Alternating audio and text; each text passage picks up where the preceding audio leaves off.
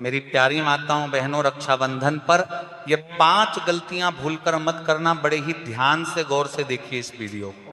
सोचिए, एक बहन साल भर अपने भाई के लिए दुआ करती रही, उसकी सलामती मांगी, उसके नाम की व्रत रखे, लेकिन जब राखी बांधने का वक्त आया तो एक छोटी सी गलती ने वो सब छीन लिया जो दुआओं ने जोड़ा था।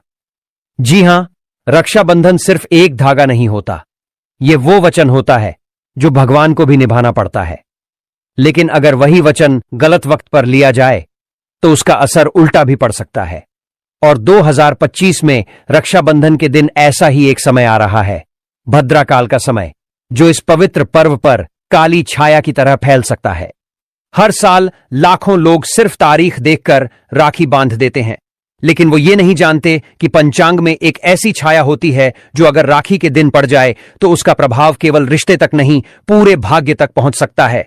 यही कारण है कि इस बार आपको पूरी जानकारी के साथ, शुद्ध समय पर और पवित्र विधि से रक्षाबंधन मनाना है, क्योंकि इस बार का रक्षाबंधन सामान्य नहीं बल्कि वर्षों बाद आ रहे दुर्लभ योगों से युक्त है।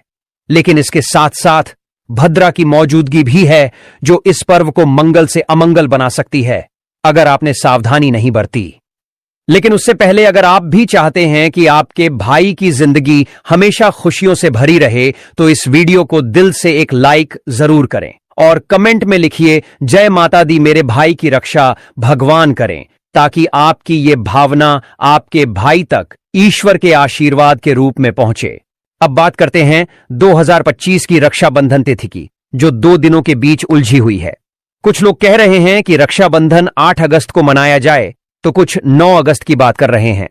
सच्चाई यह है कि सावन पूर्णिमा की तिथि 8 अगस्त दोपहर 1:04 में शुरू हो रही है और 9 अगस्त दोपहर 3:16 पर समाप्त हो रही है। और उदया तिथि के अनुसार पर्व हमेशा अगले दिन मनाया जाता है, इसलिए रक्षाबंधन 9 अगस्त शनिवार को मनाया जाएगा। अब आता है सबसे बड़ा प्रश्न, भद्रा का साया कब है? तो ध्यान दीजिए, भद्रा काल शुरू होगा 8 अगस्त सुबह 9:15 से और चलेगा रात 2:32 तक।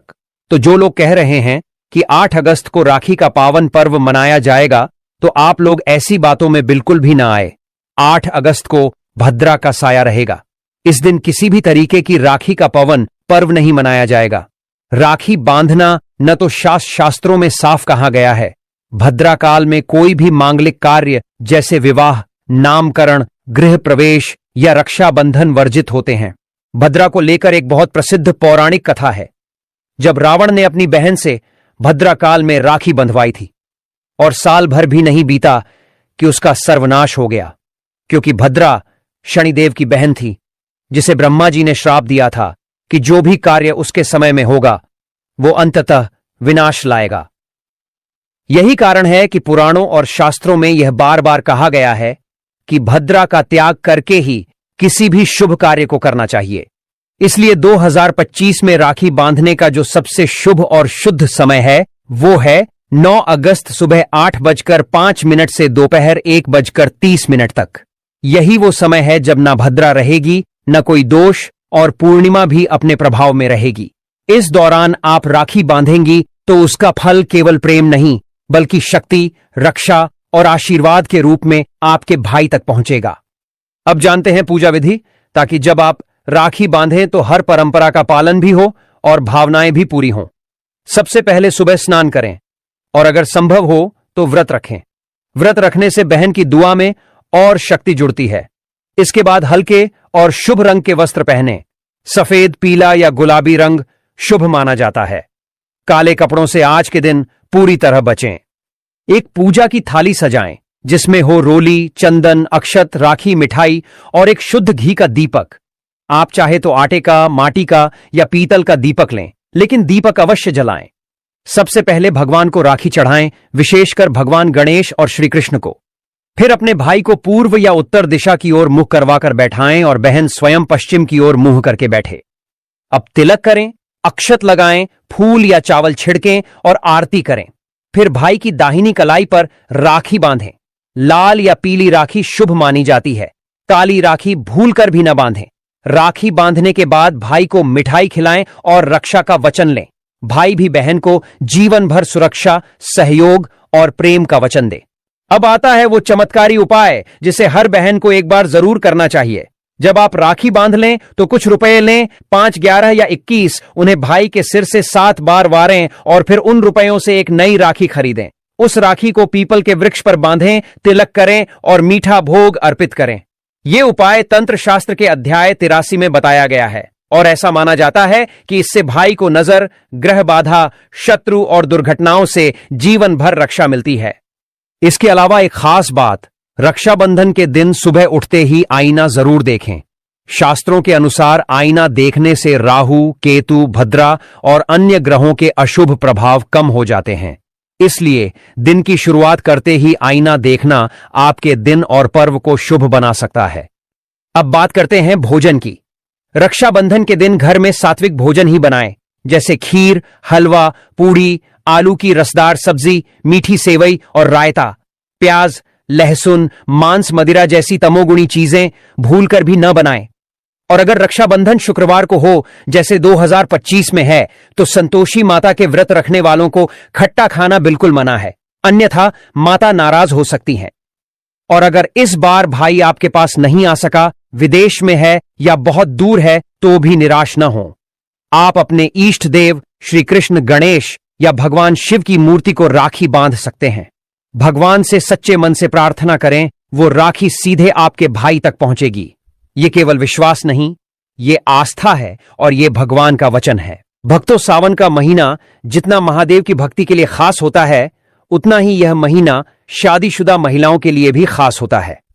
आपने अक्सर देखा होगा कि प्राचीन काल से ही सावन के महीने में और रक्षाबंधन पर लड़कियों के मायके जब जाने की प्रथा बनी हुई है।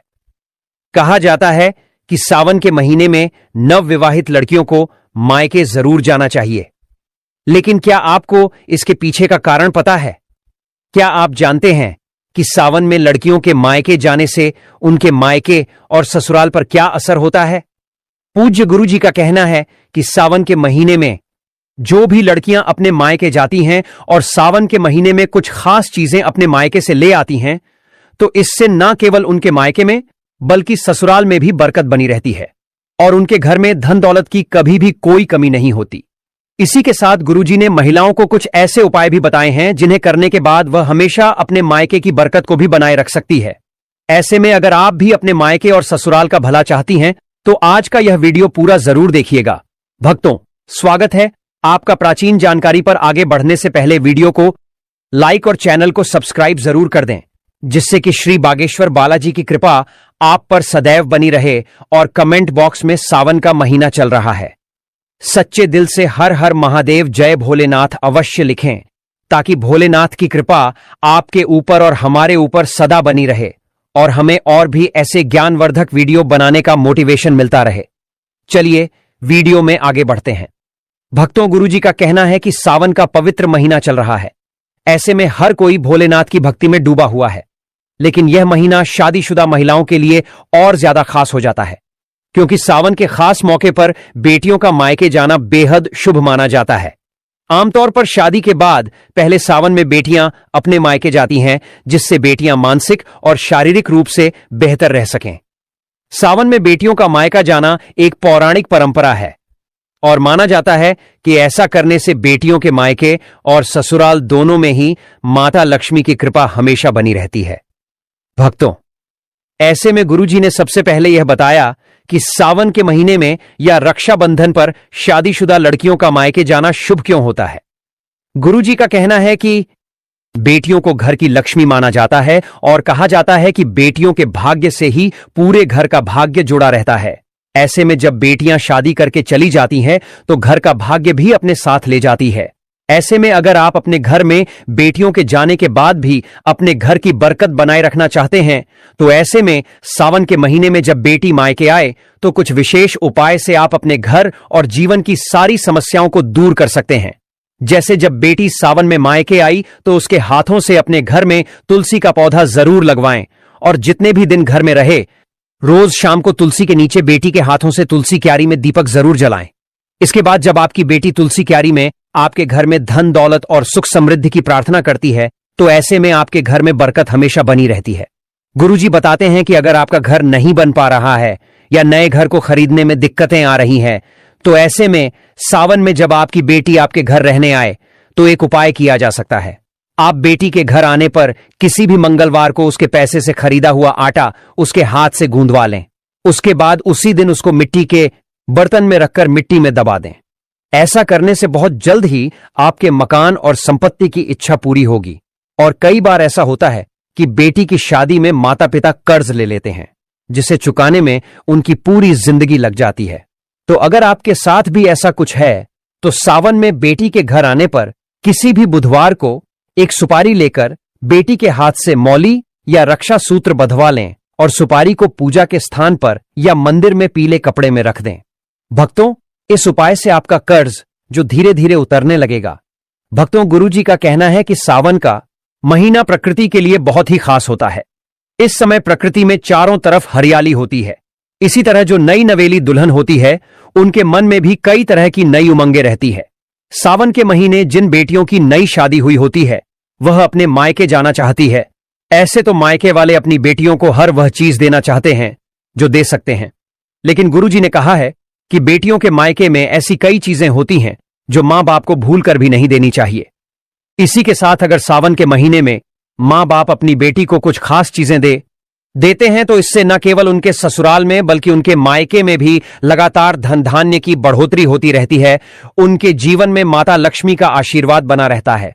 तो चलिए सबसे पहले यह बता देते हैं कि गुरुजी ने कौन सी चीज बेटियों को अपने मायके से लाने के लिए मना किया है। भक्तों, गुरुजी का कहना है कि बेटियों को कभी भी अपने मायके से गैस का चूल्हा सिलेंडर या फिर अग्नि से जुड़ी हुई कोई भी चीज बिल्कुल भी नहीं लानी चाहिए। कहा जाता है कि अगर बेटियां ऐसी चीजें अपने मायके से ससुराल में लेकर आती हैं तो उनके ससुराल में इनका नकारात्मक प्रभाव पड़ता है और उनके ससुराल में लड़ाई झगड़े होते रहते हैं। इसके अलावा कभी भी बेटियों को मिर्च, मसाले, अचार जैसी तीखी या फिर मसालेदार चीजें भी अपने मायके से लेकर नहीं आनी चाहिए, क्योंकि भक्तों माना जाता है कि अगर बेटियां ऐसी मसालेदार चीजें अपने मायके से ससुराल लेकर आती हैं तो ससुराल में उनके रिश्तों में खटास आ जाती है और वह अपने जीवन को ठीक से नहीं चला पाती। इसी के साथ बेटियों को यह ध्यान रखना चाहिए कि सुई, धागा, सिलाई मशीन जैसी चीजें भी अपने मायके से ससुराल कभी न लाएं और चाकू, छुरी, नेल कट्टर जैसी नुकीली चीजें भी कभी भी माता पिता को अपनी बेटी को उनके ससुराल ले जाने के लिए नहीं देनी चाहिए, क्योंकि भक्तों अभी सावन का महीना है और रक्षाबंधन है। बेटियां अपने मायके आएंगी तो ऐसे में कोई भी माता पिता अपनी बेटियों को खाली हाथ नहीं विदा करते हैं। तो अगर आपकी भी विवाहित बेटियां हैं और आप उन्हें उपहार में कुछ देना चाहते हैं तो गुरुजी का कहना है कि आप अपनी बेटियों को हरे रंग का श्रृंगार उपहार में जरूर दें।